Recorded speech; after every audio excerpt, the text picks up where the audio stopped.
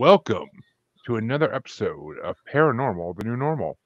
I'm your host, as always, Jeremy, trying to bring a little normalcy to this world, which most days is impossible. My guest tonight, though, Ray, been looking forward to having him for a long time since we were on a group show about a month ago, and he was an interesting person. And I wanted to get him on here to talk about his life. My guest is Bill Bryan from Empty Casket Paranormal and from the Get Haunted Network. And I am good friends with the Get Haunted Network as well. So this will be a fun meeting, basically. So, Bill, how you doing today? Oh, pretty good, Jeremy. Thanks for having me on. Oh, my pleasure. Anytime I get to have a paranormal investigator on here, I am always more than willing. So brings a nice balance to all the psychics and mediums I get as well. So it's a good Oh to have yeah, a balance on the show. definitely. So the first question I always ask everybody is, how did you get into the paranormal? Where did it start?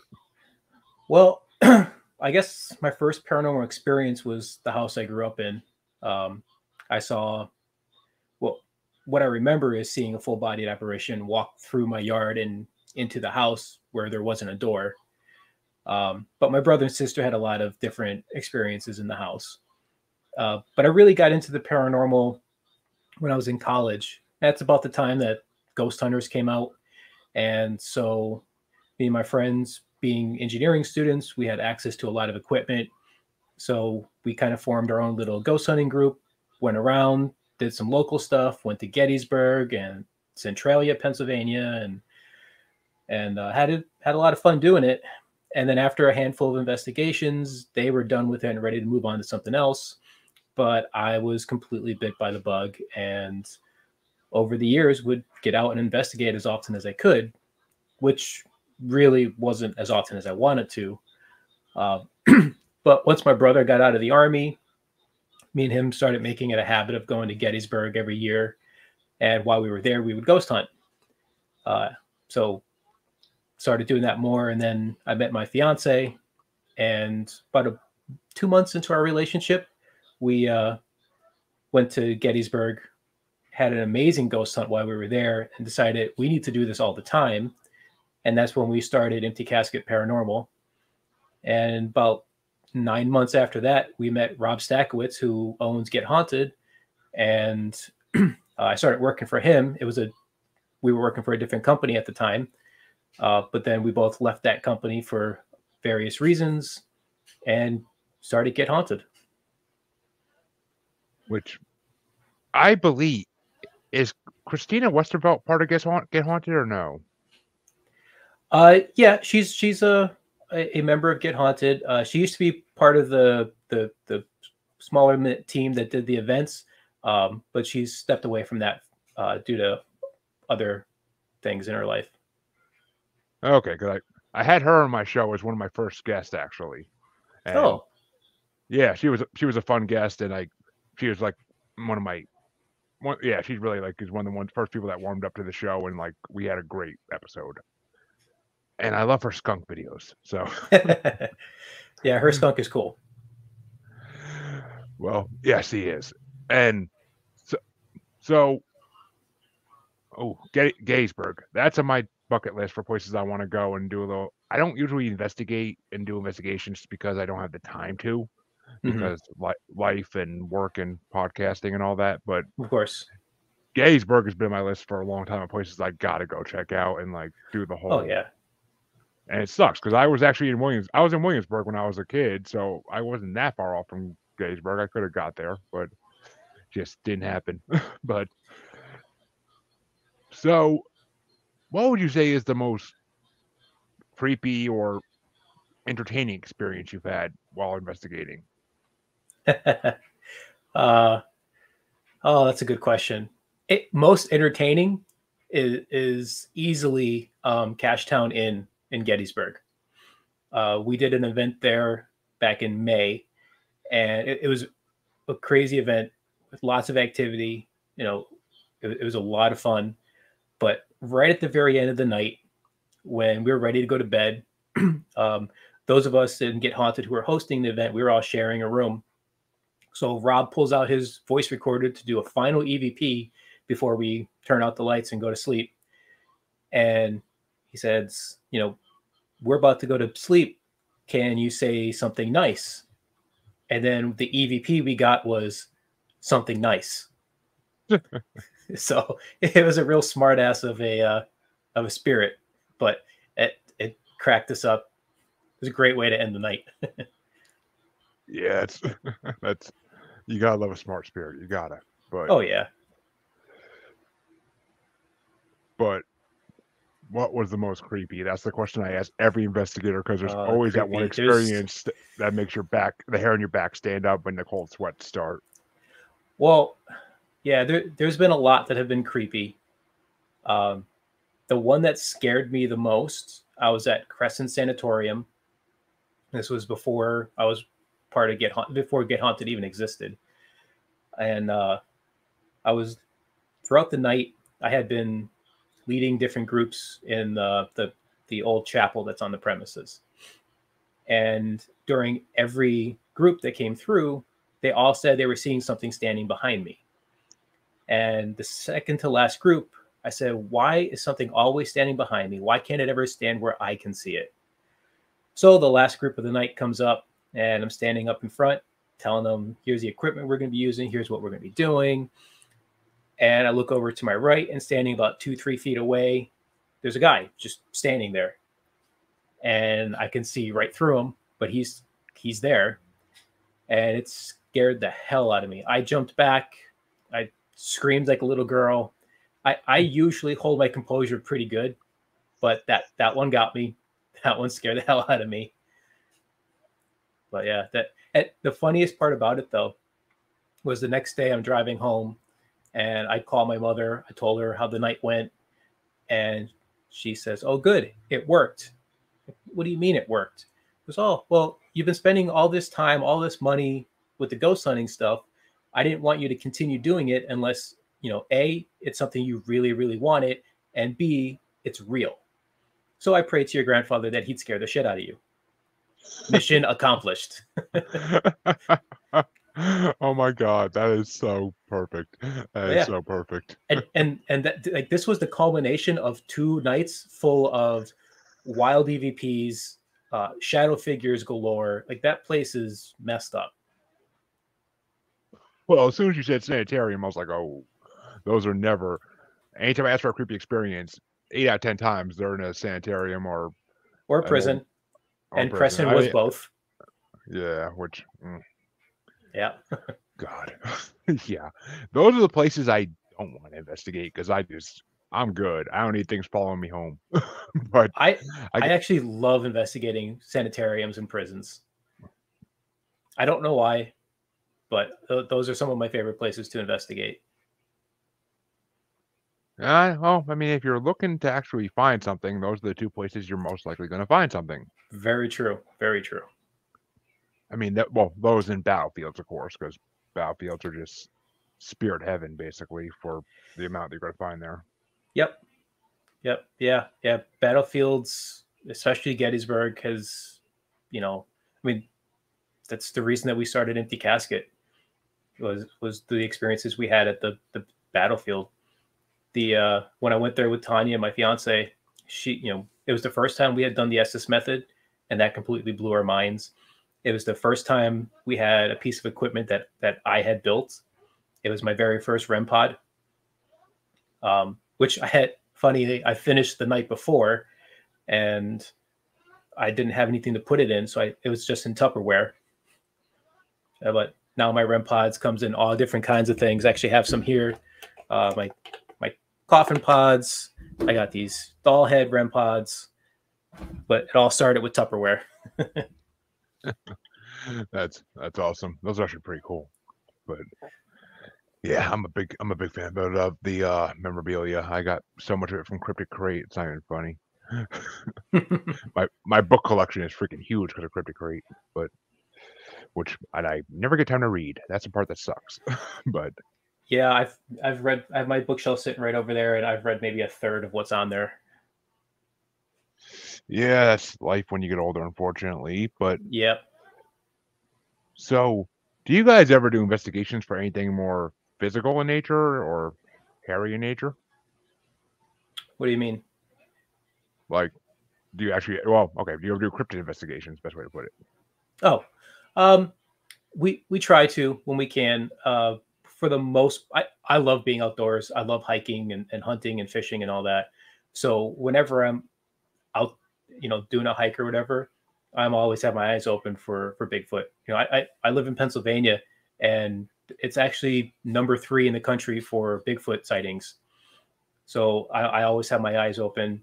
Um, we try to go hiking. If we don't have a ghost hunt on a weekend, we try to hike that weekend. And it's not necessarily a Bigfoot hunt, but we're looking. And if we think maybe there might be some Bigfoot in the area, we'll do calls, we'll do wood knocks, just to see if anything happens.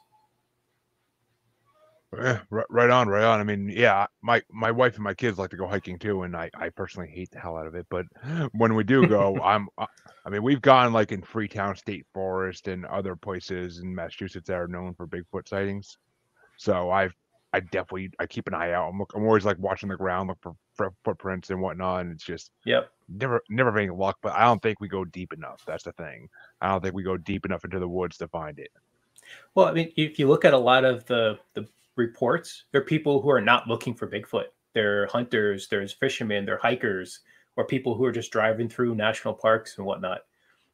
So, that's one of the reasons we don't typically do actual Bigfoot hunts. We just go hiking and just keep our eyes open. Yeah, but ooh, Pennsylvania, which well, okay, we'll get to that. We'll get to this part in a second. 'Cause I do have another follow up to that one. But what do you what is your theory on Bigfoot? Like, what do you think it is? Like, I've heard multiple theories. And I'm always interested to hear what people think. I fall in the camp of a flesh and blood creature. I don't buy into the Bigfoot being, an alien or interdimensional or anything like that. I've not heard anything from that camp that has convinced me that it's anything other than a flesh and blood creature. See, thank you.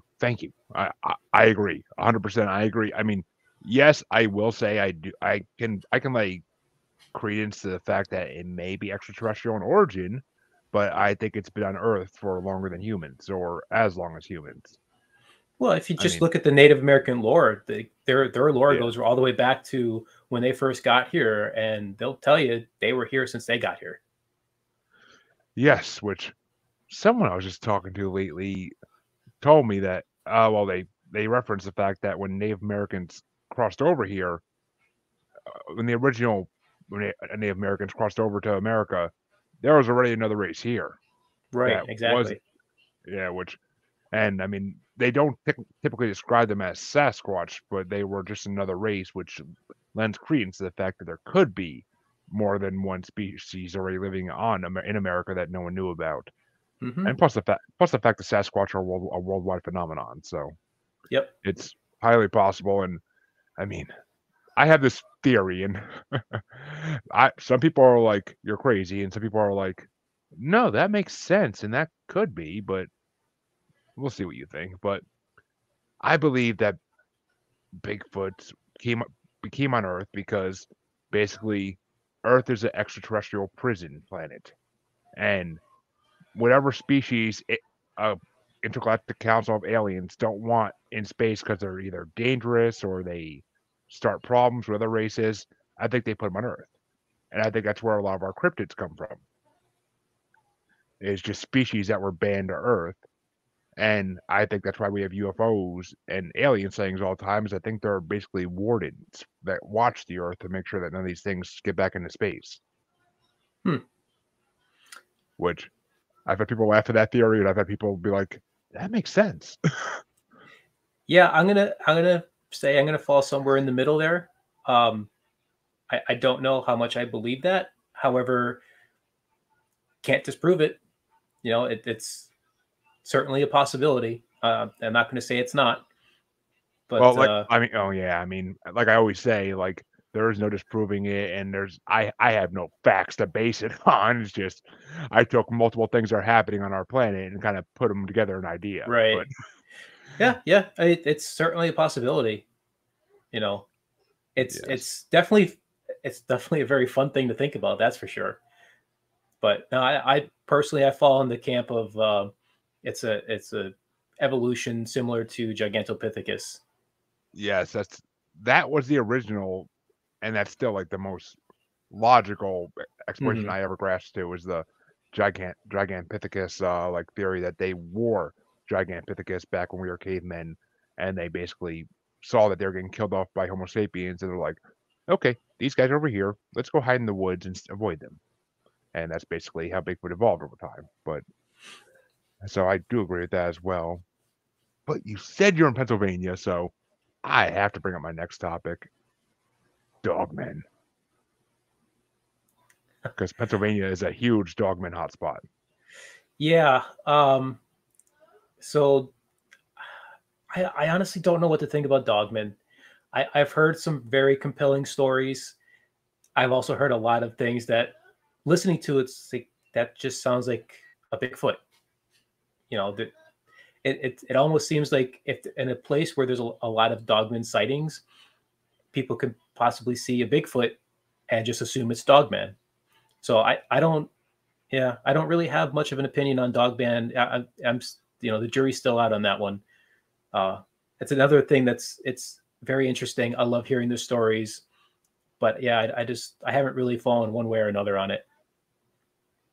Well, I've had two guests on the show that, well, one you may probably know, and that's Lon Strickler from Phantoms and Monsters Radio. He's from Pennsylvania as Okay. well, and Yeah, I've heard of them. he talked about how he investigated multiple, well, many dogman cases in Pennsylvania, especially around mines, which there's a pattern there. But Oh, okay. You want to talk mines? Let's talk mines. So I ooh, live in northeastern Pennsylvania, which is completely riddled with mines. This 95% of the world's anthracite coal comes from this region.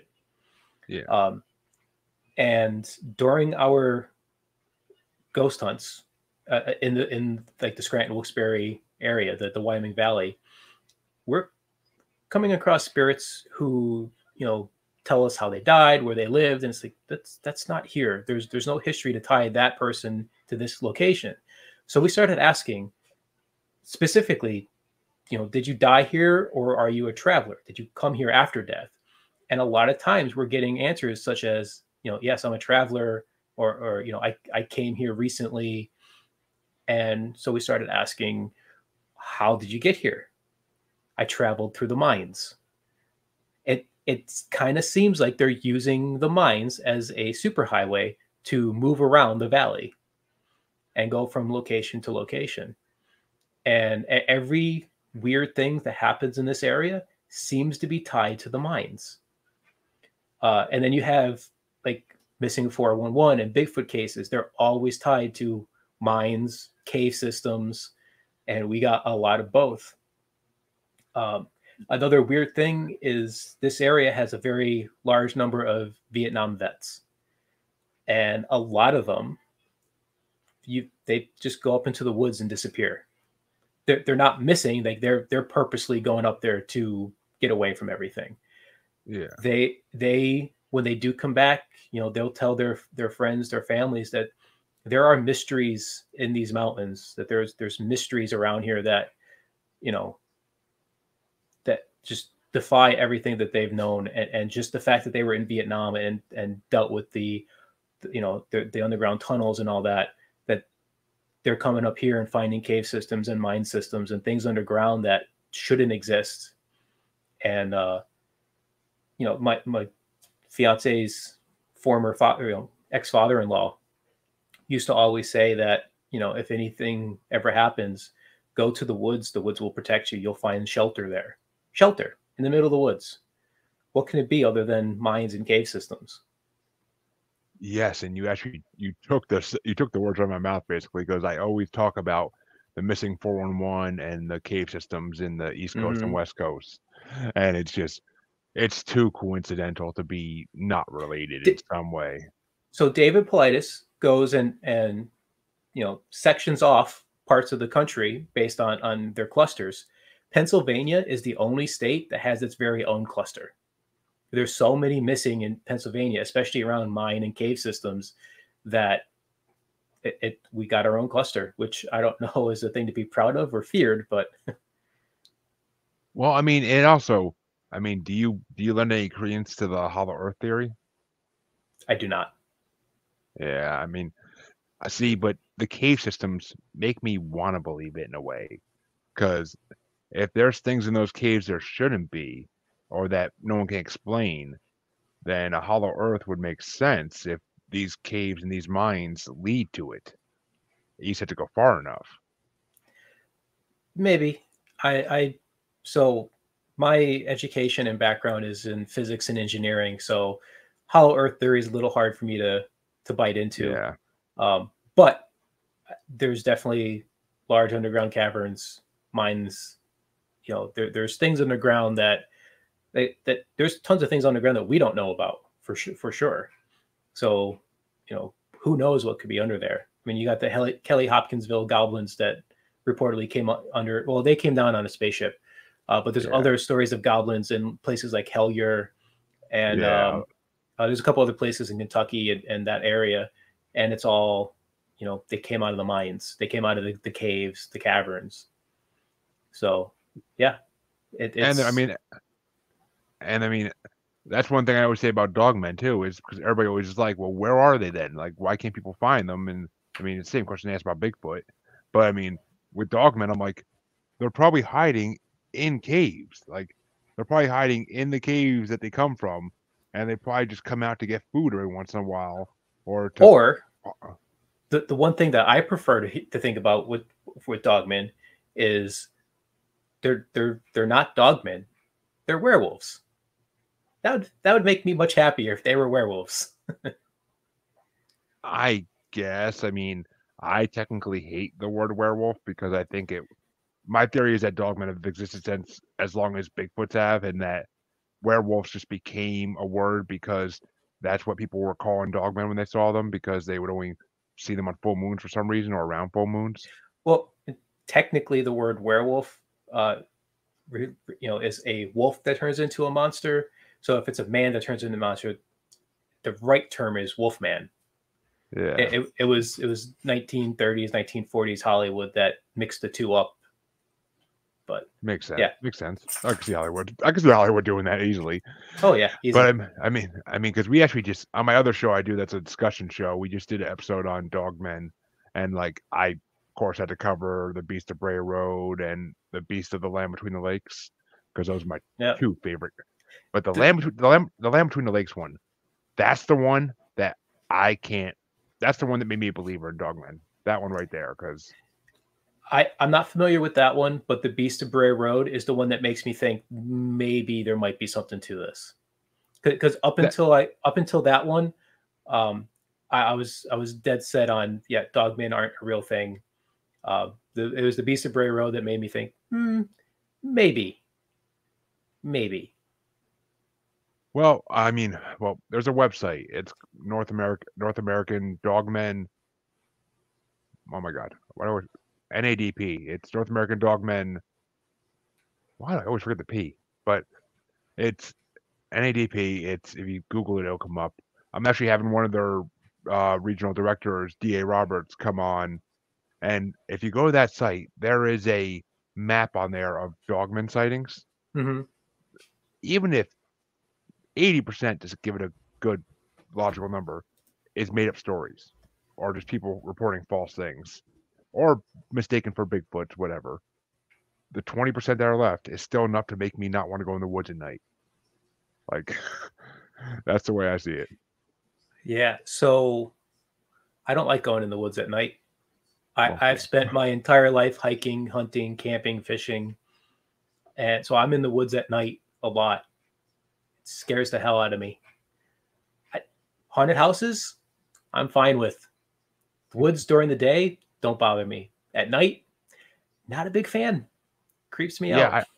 I don't blame you. I mean, I hate walking my dog near the wood line in my property when at night, just because you don't know what's out there, and he's always growling at something, or she Yeah, is. I Sorry. you know it's not even something paranormal that frightens me the most though, because I've been in the woods and came across people that should not have been there, who, on private property, and find people living in the woods, a mile in on private property. They're not supposed to be there, or people in the middle of the woods where I've hiked 3 miles to get there, and they're dressed in, like suit and blazer. And it's just things that didn't make sense. Like, why the hell are you here? But that kind of creeps me out, because especially at night, there's so many places to hide. You never know what's there. Yeah. The woods creep me out. And since you said you don't know about it, the Beast of the Lamb Between the Lakes is in a place in Wisconsin called the Lamb Between the Lakes. It's basically like a decent sized island in between two lakes, and it's huge. It's very wooded area, but there have been reports of years of some creature there and it got really famous at one point because there was a family up there in an RV on vacation, and basically they got found a couple days after this happened, and the camper was torn apart, blood everywhere. The parents were dead, and they found I think it was either half or 3/4 of the little girl up in a tree. Wow. And I mean, people said for years, "Oh, it was just a serial killer." I'm sorry, serial killers are not throwing a little girl's body in the tree. I mean, that's just no serial killer is going to go through that work. No. So, I mean, it's just and experienced hunters in that area will not go to the Land Between the Lakes. They refuse to go there. And when the novice hunters go there because they don't know any better, they say, "I'm not scared." If they come back, they come back shook up and they refuse to go back because you feel like you're being watched there. Supposedly, you feel like something's always like around you. A group of college kids were up there and they had like a campfire going, and they said they could hear something walking around the circle they had the whole time, and then they started running for their car, and that's when they started hearing like these loud guttural howls, like unlike any wolf they ever heard before, any coyote they ever heard before. And when they got back to the college campus, there was huge scratch marks on the side of their car, like dog claws or like a wolf's claws. So it's, I mean, if I don't even do it justice telling it. I first heard about it on Monsters Among Us, Derek Hayes' podcast, and the way that story was told in that podcast just made me like literally sit in my office chair in my old job and be like looking around like, I don't feel safe. Yeah, And I'm gonna have to look that one up. Definitely have to look that one up. I kind of want to go there now, which is, I know, a little twisted, but that's the paranormal investigator in me. Yep, and that's why I'm not an investigator. But and the last, well, one of the first guests on my show, like in the first month, was named Christopher Susi, and he saw the devil 3 times. That's the reason like I had him on the show, is because for that purpose. But he's had a friend, a troop mate, when he was in the army, and they were in Egypt together. And his friend started freaking out and pointing at a statue. He says, "Who is that? What is that?" It was Anubis, the the dog-faced god of ancient Egyptians. And they told him that, and he's like, "I've seen something just like that in my backyard twice in New Orleans when I was a kid." Wow. And I mean, that's Rougarou country to begin with. So Yes, it is.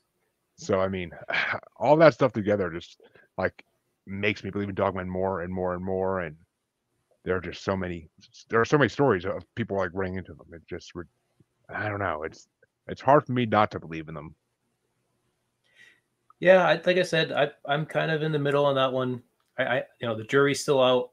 I there's still a lot of dogman stories and stuff that I just haven't dove into. Usually, I dive into like Bigfoot, UFO, and ghosts. Dogman's something that I need to do more research on before I really make it a solid opinion on it. Well, let me ask you this. You said you don't think Bigfoot are ultra terrestrial or interdimensional. What do you think about aliens, like UFOs? Do you think that they travel through dimensions, or do you think they travel through space? I think they have to travel through dimensions, because traveling through space just doesn't make sense. I think if they're traveling through space, they're using some sort of gravitational drive that's creating wormholes. So that's the only way you could travel through space, because it's just physics as we know it just doesn't allow for interplanetary travel, like outside of from solar system to solar system. So it's either interdimensional or wormholes. Yeah, I mean, kind of like Rick and Morty almost, but in a way. Kind of, yeah, yeah. But I mean, it just and I've talked to I had a guest on about a month ago that he lucid dreams and he um what the hell projects, what the hell's it called? Astral projection. Yes, and he astral projects himself. And when he does this lucid dreaming, he says he travels through dimensions and he's met so many different like species of creatures he doesn't even know what they are. Like he calls them aliens, extraterrestrials, just for lack of a better word. But he says he's seen so many different kinds, and that a lot of them are very nice and like not. They're like they give off pleasant vibes. But he Mm-hmm. says he's run into a few in different dimensions that are scary, like giant ones, just ones that seem like they don't want to be friends, like ones that give off horrible vibes, and you just get full fear when you run into them. So I don't know. I mean, interdimensional alien travel makes sense to me, though. It does. I definitely think there's. I don't fall in that it's either one or the other. I think we got both going on, and it Yeah, depends on which ones we're talking about, whether they're wormholes or interdimensional. But I agree because I mean, I think grays are just wormholes because they've been coming to Earth for so long that, and they're yeah, seen, and the UFOs are usually seen yeah, coming from space. and I think the grays are also not a species in and of themselves. I think they're more like a worker bee, because they're Yeah, they're often seen with taller versions of the grays, and and what was the other like almost like an insect type alien tends to be with them as well. If you listen to people like Terry Lovelace yeah. and there was another one I just heard recently. I can't remember the guy's name. It'll come to me. But yeah, one thing I find really interesting is the connection between aliens and the paranormal, because it seems like a lot of the places that we go investigate, there tends to be a alien presence there. A couple examples of that: the Shanley Hotel. Yes. There's reports of a gray triangle that kind of appears from time to time. I mean, Shanley Hotel is right in the heart of the Hudson Valley, which is a huge UFO hotspot, and a gray triangle kind of floating around has been reported all across the valley. Yep. Then you have. I grew up in the Hudson Valley actually. I grew up outside of Kingston and New Paltz, New York. Oh, okay. Yeah, so I that's my Yeah, area. then That's my neck of the woods. yeah. Another one in the Hudson Valley is Mid Orange Correctional Facility, which is Mm, now the Hudson Sports Complex. Um, there's reports of grays, like actual grays, in one of the buildings. Uh, I saw it. My fiance's daughter saw it. A couple of our friends have claimed to see it. One person claimed to take a picture of me and had the gray in the picture. I never seen the picture. They were supposed to send it to me. They never sent it to me. So I don't know what came of that. That was the claim though. But yeah, huh. I've seen that gray. And then we were investigating a local cemetery in 40 Fort, Pennsylvania. We were doing the Estes method. My fiance Tanya was the one under with the headphones and the blindfold on. We're asking questions. We're at a memorial for a family, an entire family that was killed in a theater fire. Okay. So we're speaking with the family. I actually had a stuffed rabbit with me that night that had a K2 in it, and the one child spirit named the rabbit Mr. Mooney. So that's been the rabbit's name ever since. But after about 20 minutes, 30 minutes of investigating it and getting a lot of good responses, the whole atmosphere shifted. And I just hear Tanya say, uh, "We've been watching you. We'll bring you up," which made me immediately think of aliens. So I went to kind of pull her out. And as I'm walking up to her, she says, "They keep showing me a lake. They're showing me a lake." So I tap her shoulder. She takes the headphones off, the blindfolds off, and she's crying hysterically. I'm like, "What's the matter?" She goes, "I just saw a goddamn gray." Like, "What do you mean you saw a gray?" She goes, "I opened my eyes with the blindfold still on, and out of the darkness stepped up a gray. And it was the gray who said, 'We've been watching you and we'll bring you up.'" She says, and in my head, I asked, "What are the coordinates?" And twice they showed me a lake. Mm. So doing a transcript of that, we recorded all those sessions. So I was making a transcript of it about a week later. And the only word that she ever said during the whole thing that was not an answer to a question was the word eerie. Oh, yeah. So my first thought was maybe Lake Erie. Lake Erie has a lot of UFO reports. Yeah. So I type in Lake Erie. The second picture that popped up in Google Images, she looked at and said, "Oh my God, that's what they showed me." So Huh. I don't know if they were asking us to go there, or maybe we should avoid that. I don't know. We haven't been to Lake Erie. I'd be But a little yeah, suspicious about it now. that it was it was quite an intense night.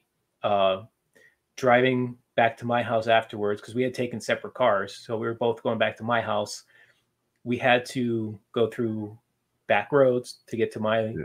little backwoods town, and there's one section where you go past a lake and you don't have any cell service. We were on the phone with each other the entire time, except for that section when we're passing a lake. And as the second we got cell service back, we're both calling each other. It's like, "All right, we're still okay. Let's just get back to the house." We were a little freaked. I don't blame you. I mean, when before I get into the story I gotta tell, yeah, I mean, there's a huge history of UFOs being seen coming up from the water, especially toward the Pacific, toward in lakes. I mean, across the United States, like there's a big history of that, and I've heard multiple and multiple stories of UFOs coming out of lakes and aliens being Mm-hmm. seen around lakes. So, Yep. I mean, I can believe that they built these things so that they can survive underwater within Oh them and yeah. like keep the ship running. So, Yep. Oh, one other thing that the Gray said, and I completely blanked on it until just now. He called himself the Advocates. It was, "We are the Advocates. We've been watching you. We'll bring you up."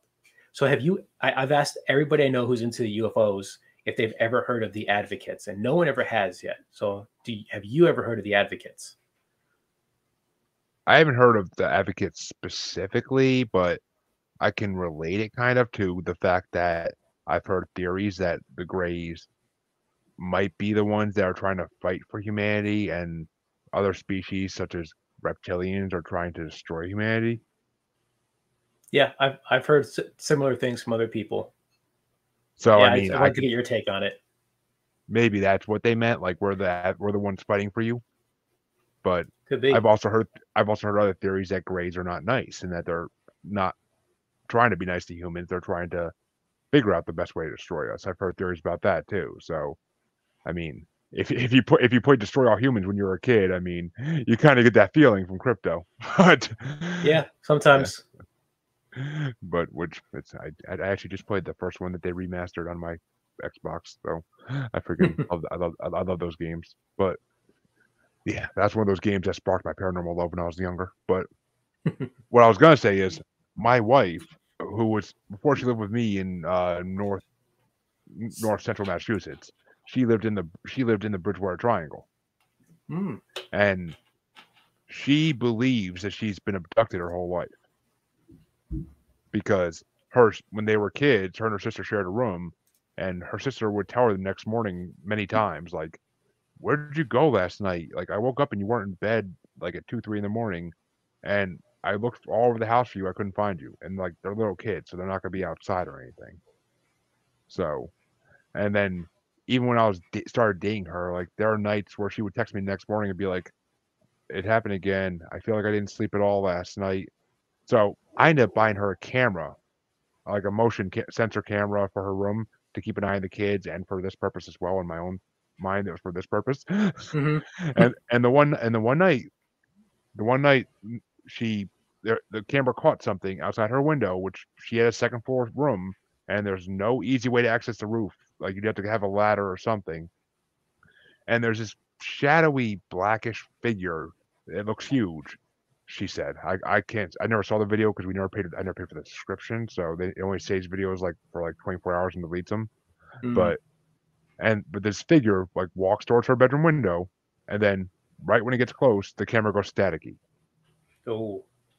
And then that next morning, she said like, I saw something weird in the camera when I woke up this morning, and I feel like I didn't sleep last night. So, and I've seen UFOs at that house. Like we were walking in from the backyard one night when it was getting dark in the summer, and my son says to me as we're getting close to the door, he's like, "Dad, why are those stars moving?" I'm like, and I probably was drinking that day because I'm like, "What the hell are you talking about? Stars don't move." And I'm looking up like, "Oh, maybe they do." And 7 to 9, I don't remember the exact number, but 7 to 9 star-shaped objects all moving in one direction at the same speed in like a cluster formation almost. Like What was I was it like a cluster or a straight line? it was like a cluster. It was like a cluster because it looked like it was like one line of like 3 or 4, and then like there was like some on the side that looked like they were flanking the other ones, like kind of like protecting them almost. All right, yeah, because Uh, the Starlink satellites, when you see those, it's like 5 or 7 moving very quickly across the sky, but they're all in a straight line. yeah, And yeah, this Elon Musk is pissing people off with those things because yeah, a lot of people look at them and be like, "Oh, look, a UFO." And think, "No, that's Starlink." But even astronomers are getting upset with them because they're getting in the way of their telescopes and that. But yes, which I mean, I actually you're not the first person to mention that when I brought the story up, but it wasn't a straight line. I know I can remember that clear as day. It was like a loose, like almost formation of what looked like stars, but they were all moving at the same speed. And yeah, definitely not Starlink then. yeah, and I mean it's the Bridgewater Triangle, so it's known for aliens among many, Hmm. many, many other paranormal activities. So Oh yeah, I mean that yeah, house was I built on a Native American burial ground, so yeah, that house is creepy as hell.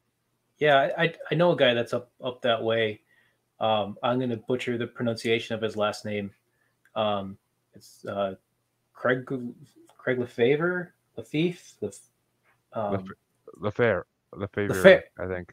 yeah, Why psychic do medium and UFO experiencer. Yeah, he's an interesting fella for sure. why do I feel like I know? Oh, He's been on quite a few podcasts, and that's actually in the how I met him.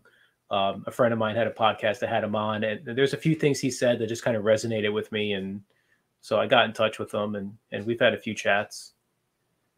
yeah, I I knew a kid with that last name, and where I grew up in New York, but I'm sure in that area it's a common last name to some degree.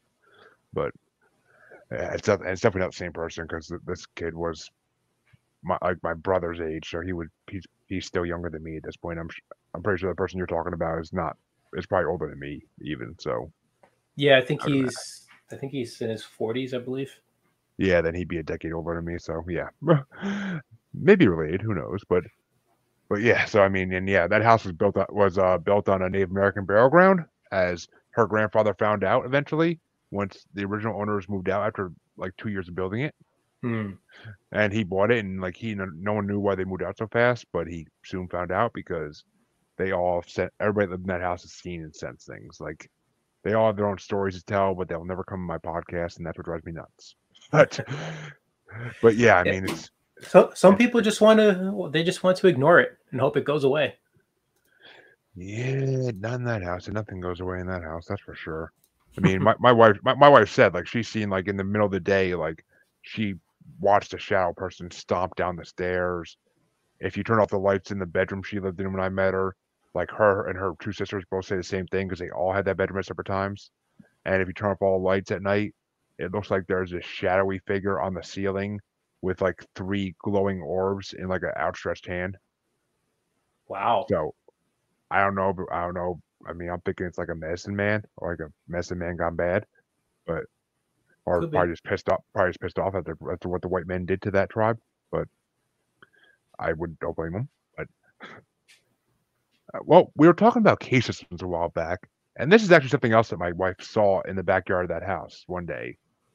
What do you think about the rakes or the pale crawlers? Um, yeah, that's another one that I'm not fully convinced on. I'm open to the existence of it, but I haven't seen enough credible stories that have convinced me. Um, Part of the reason for that is that there's not many stories prior to creepypastas of them. Mm, And those that do exist that predate the creepypastas are questionable at best. yeah, I And mean, so I'm kind of, yeah, I'm leaning more towards not so much believing in that stuff, but open to the possibility. well, I mean, the way my wife saw one in her backyard when she was in the bathroom after the kids went to bed one night. She was in the bathroom window smoking a cigarette like always, and she looked out in her backyard, and this white humanoid type thing came out of the woods behind their house, and it was just stumbling around the yard for a while, and eventually it went back in to the woods, just stumbled back into the woods. I mean, they seem like, from what I've heard about them and from what my wife said, they look like they're like mindless. They look like they're just staggering around, not sure what they're doing. Like there's So there are stories I've heard in the Bridgewater area, um, similar to that, but they're stories of puckwudgies. yes, I the little Ewok like creatures. Yeah, Yeah, they that's like basically the North American Fae. hmm yeah. I mean, I love I love Puckwudgies. I love the stories about them, and I would love to meet one in daylight, but don't want to meet one at moonlight because that seems creepy. But and from what I've heard, that good things don't happen if you meet them during the night. But because there's a famous story that was on Derek Hayes talked about it Monsters Among Us, but it was about a guy walking his dog down in that area, and he ran into one, and it seemed to be like wanting to hurt the dog. Hmm. So I mean, yeah, every time I think of Puckwudgies, I always call them like little Ewoks, but 'cause that's what everybody describes them as, looking like that kind of. But I mean, but they look different than these pale crawlers people described. I mean, there's a famous video on YouTube of a pale crawler, and but my wife took a video of the one in her backyard too. But same as the YouTube video, the screen in the window makes it hard to really see anything besides like some white-ish figure moving around. Right, yeah. That So I makes it mean, tough. but like it was just like she was so creeped out when it happened because that thing was just walking around the backyard, and she's like messaging me on Facebook like, I don't know what to do. I'm like, you're in the house. If it's just staggering around the backyard mindlessly like these things are supposed to do, just stay in the house. You're safe. But they've also said though, like multiple of them in the house, like they lost power one night, and like the whole neighborhood, the whole area lost power, and they heard something running around their house faster than any known animal would be running around the house, and it was just running in circles around the house constantly for a good half hour, 45 minutes. Wow. And like they were all dead scared, like they were running around locking all the doors, locking all the windows, like just in case. Like they had no idea what it was. Like no coyote, no fish or cat is gonna like run around a house like that for no reason for that long. Right, yeah. Yeah, So definitely it's not. and the fact that the power went out at the same time was kind of creepy. Oh yeah. Yeah, power going out can definitely, you know, up the creep factor a lot. And plus, I mean, it's a that whole area is just famous for that stuff. But have you? All right, I like to test everybody with this that's in the cryptids because they see if they heard of this. Have you heard of mirrored men? I've heard of them. Yes. I'm not very familiar with them, but I have heard of them. Okay, well, you're one of the few that on my show that's been on my show that has heard them before I mentioned them. And I mean, from well, from what I know, and I actually had Derek Hayes on my show a couple months ago, and because his show was the first place that reports these things really started getting reported like constantly. Like he had one, and then once one came in, he played it. He ended up doing a whole episode dedicated to calls about them because so many started flying in from people who were like, "Oh my god, I saw the same thing when I was a kid," and it's I mean, it's usually three humanoid figures walking together or Hmm. somewhere together, and they're all in synchronization. Like they all move the exact same movement at the exact same time, and there's Yep. lost time. There's lost time that accompanies seeing them usually. Yep. Yeah, I think I first heard of them.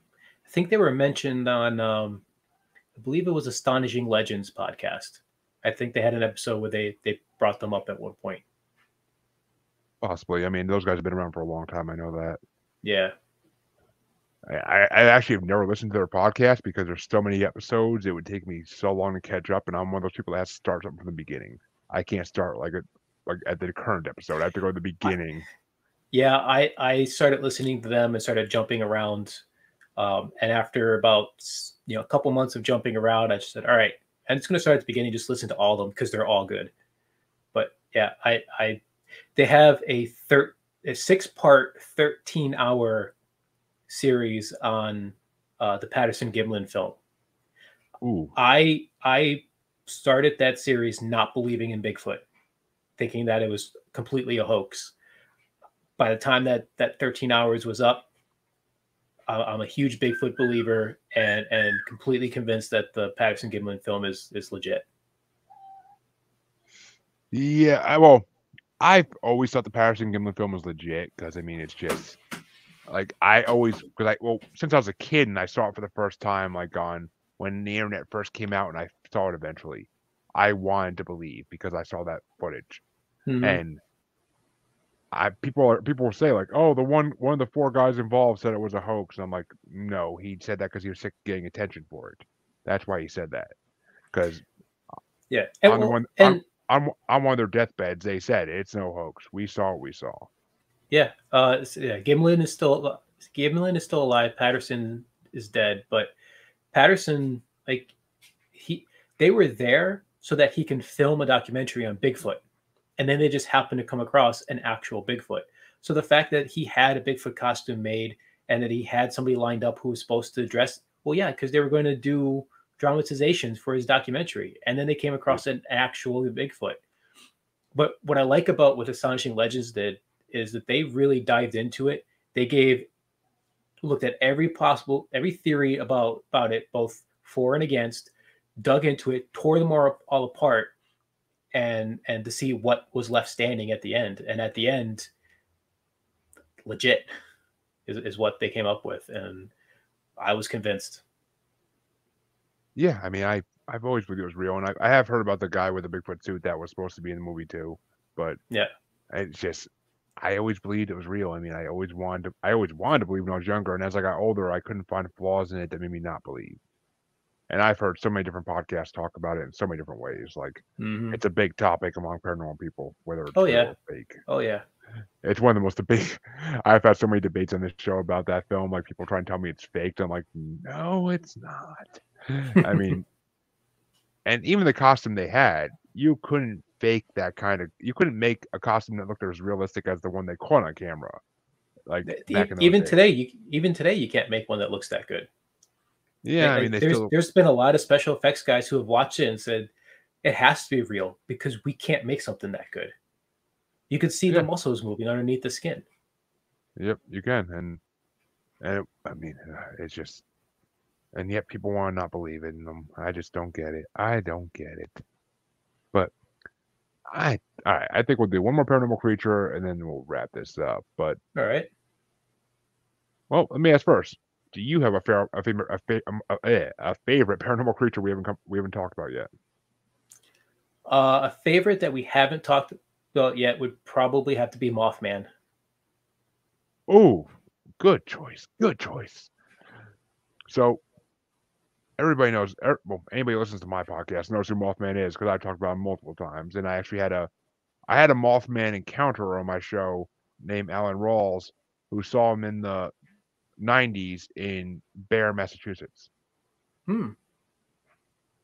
So, and that I saw he, and I mean, I think he's telling the truth because when I was talking to him, he looked like he was like his eyes said he's telling the truth that he saw what he saw. Mm-hmm. But I won't give that away. I'm not gonna tell that story here because I want people to listen to the episode because it's a damn good episode. But I'll have to check that one out. Mothman, that's one of the ones that I believe in Mothman, but I can't explain what it is. Yep. Nope. I don't even attempt to try to explain that one. And the thing I really like about it is that the West Virginia Point Pleasant story is so Yes. much more than just Mothman. You got injured colds, you have UFO flap, you have a whole bunch of just tons of weird stuff going on. That whole story is just amazing. Even if it's not real, it's an amazing story. Yeah, it is. I mean, I've watched like Small Town Monsters documentaries on, of course, Mothman Mhm. at Point Pleasant and all that. And see, it's I don't know whether I kind of like. There's a theory that it's an alien, which I can't believe that one. I'm leaning more towards ultra terrestrial. It's something Yeah, more interdimensional. but well, I don't know what you believe, but I mean, a lot of people try to say it's a demon or an angel as well. Like they try to say it's like either a forebearer of doom or it's a bringer of doom. I think it's more of the forebearer than a bringer. I think it's more of a warning that, hey, keep an eye out, something's going to happen. Yeah, I mean that is always the kind of the way I went too. I mean, even though the bringer of doom, I can see why people think that because it is always in the wrong place at the wrong time. So Yeah, if people, I mean, people but could like someone who's trying to scapegoat it. warn you is going to be there too at that time. Exactly. I mean, the bridge collapsing in Point Pleasant, the seeing it in Chernobyl like a couple days before the nuclear explosion. So the Chernobyl one's not real. That was made up by Rich Haddam, who wrote the Mothman prophecies. He's fully admitted that he made that up for the movie and that he never read that anywhere. But most people Really? most people who know about it will quote the movie and it's like, yeah, no, that he made that up for the movie just to make it a little bit more sensationalized. But he'll fully admit to that too. See, I've never seen the movie, but yet I still heard about that theory. Yeah, it gets put out there a lot. There was a couple other sightings that he made up for the movie, and I don't remember what they are off the top of my head. But yeah, when you see a lot of people will lump them all together because they'll see the movie, they won't do their research and just assume that the movie's telling the whole thing. But yeah, he's a huge fan of the Mothman, but he had to make changes to make the movie more interesting. And yeah, that the Chernobyl and two other of the sightings he made up for the movie. Well, I mean, and the fact that it was seen in 2018-19 in Chicago. And it was seen this year in Chicago too. And the There's fact actually that, a video of it from this year. Yeah, and the fact that Trump actually brought it up in a presidential like he actually said something about it on TV. Like he actually mentioned it like in passing at like an interview or something. Yeah, that's something I would do. If I was president, oh hell yeah, you better believe I'm bringing in everything. Like I would sit there one night and be like, Bigfoot is real. Here's the proof. Dogmen are real. Here's the proof. Because the government has it all. If these things exist, the government has proof of it all. I think they have proof of aliens. I don't think they have proof of the other things. I don't think they care enough for the other things. Well, here's a story I was told recent. Oh, no. Yeah, someone told me the story recently, and I heard it before in different versions. But supposedly during one of the forest fires out west, a Bigfoot came scrambling out of the woods, half burned alive, and an ambulance took it and put it in the ambulance to try to help it as best they could. And they started driving down the road, and supposedly the people driving that ambulance would never heard from them again because people assume that government agents stopped them and took command of it. Yeah, I've heard that story too. Yeah, there was the Micah Hanks program, I think it was that program that just did a whole episode on Sasquatch stories from government employees, like military and government, and that was one of them. Yeah, I mean, there's a lot of people. I mean, there's so many Bigfoot sightings out there over the last 70, 80, 100 years, 200 years even. The Battle of Mm-hmm. Ape Canyon. I mean, Oh there's yeah, just there's so many that like these things have to exist, and because of the Olympic project too, I'm pretty sure that the government does know about them. Because I mean, yeah. small. I had Mark Matsky on here from Small Town Monsters as well, and like we talked about when they went to the Olympic project, and he said like there are all these nests basically lined up in a row on the ground, and they have to be Bigfoot nests because no animal we know about would make a nest like this to sleep in.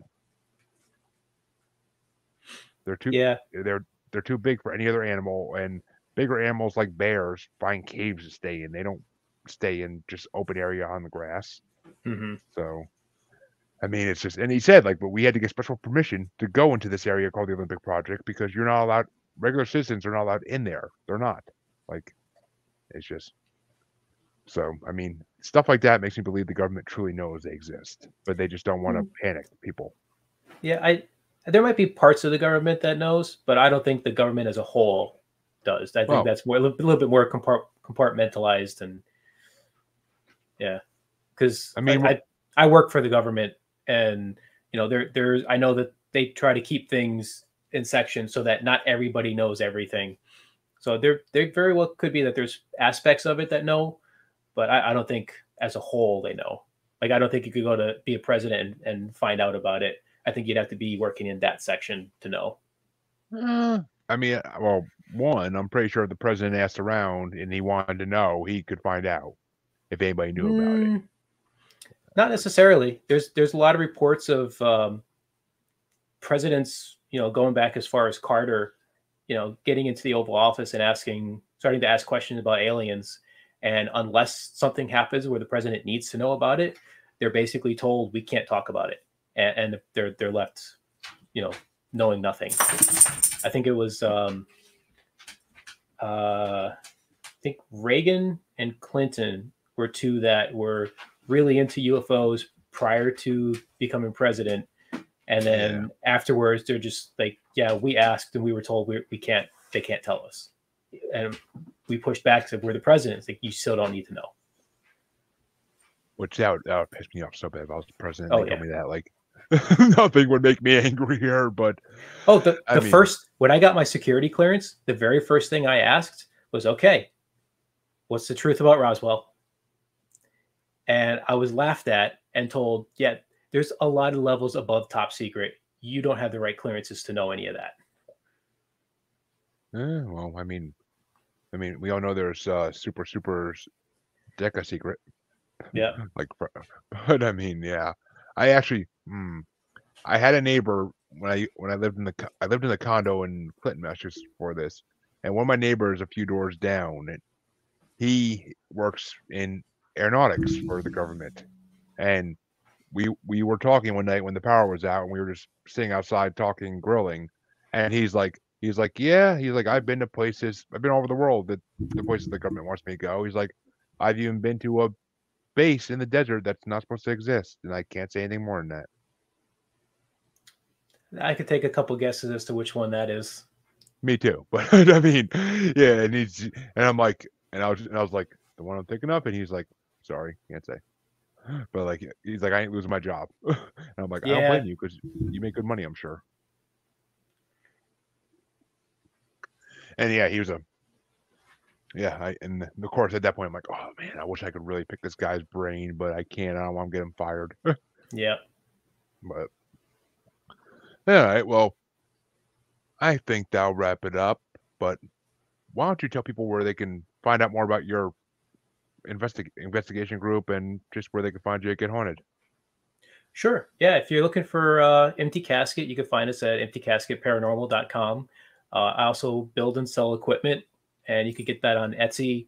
But on Etsy, it's under Empty Casket Equipment. So you find all the K2s, REM pods, and other things that I make on there. And then if you're interested in doing any events, we do that through Get Haunted.